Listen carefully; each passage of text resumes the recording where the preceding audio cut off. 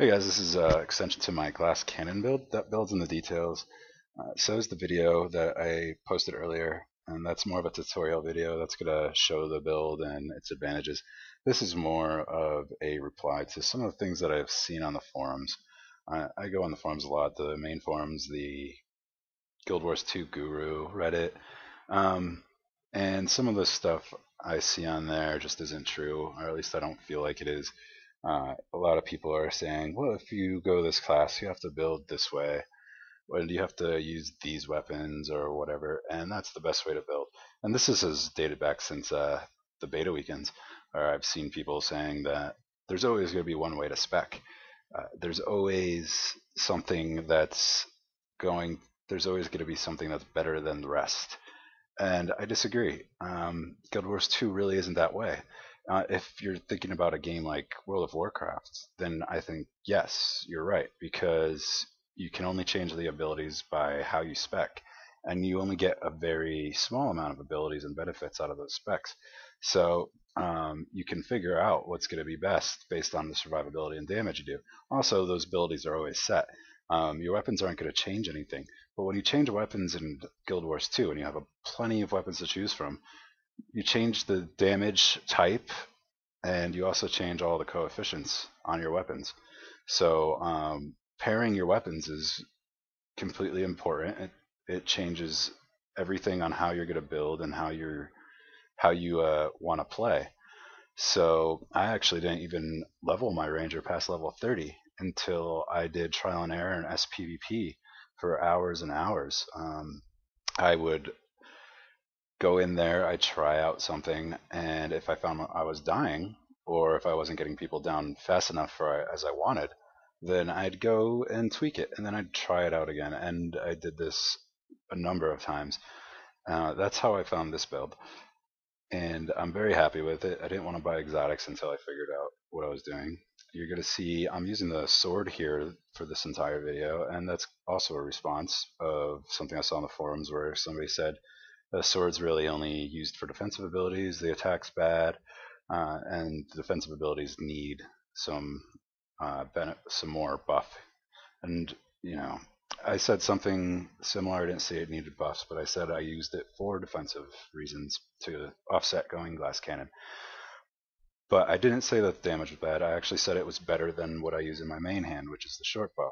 And basically, I use the short bow because it's a very fast ranged weapon, and that helps my survivability by being able to kite and getting at range. But I'm not saying that my build's better than what most people think is the best build. I'm just saying it's better for me, and that's how I found it by fighting these people that think they have these cookie cutter specs. People say that if you go the short bow, it's more of a condition, so you should probably build for condition. And obviously, I don't build for condition at all with the short bow. And I mean, it's not true that you should build for condition. I don't see it because with the short bow, you actually have to do your main attacks to apply those conditions. So that means you're still getting direct damage output with every attack that you're doing in order to apply those conditions. Except the thing is with conditions is you're not going to get that burst. You have to wait for that damage for that to come on by the conditions, and then classes can wipe those conditions off them. So you have to keep on attacking and reapply them just to get some more damage out. So I didn't want to build that way. I wanted to build for more control. I wanted to be able to do direct damage and be able to get as much damage output as I can while I was attacking, and I'm still using those conditions as extra damage, so it really works out well. And the reason for that is there are no diminishing returns in Guild Wars 2.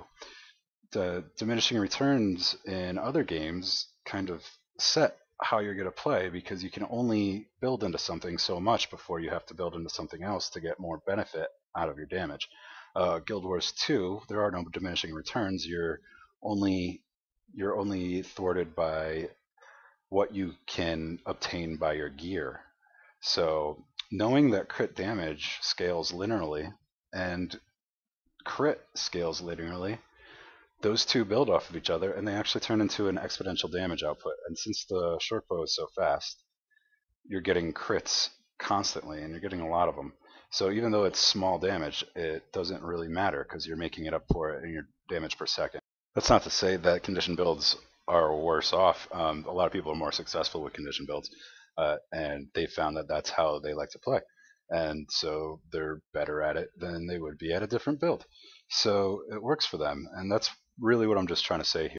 When I saw how fast the sword and the short bow were, I figured that I could make a glass cannon build out of that, and I tried it, and I was very successful at it, and I'm still successful to this day. So what I'm trying to say is that you got to find what's working for you. You're going to go up against these people that have these cookie cutter specs and think it's the only way to build. And once you're successful beating them, you've probably found a build that works for you. Thanks for watching, guys.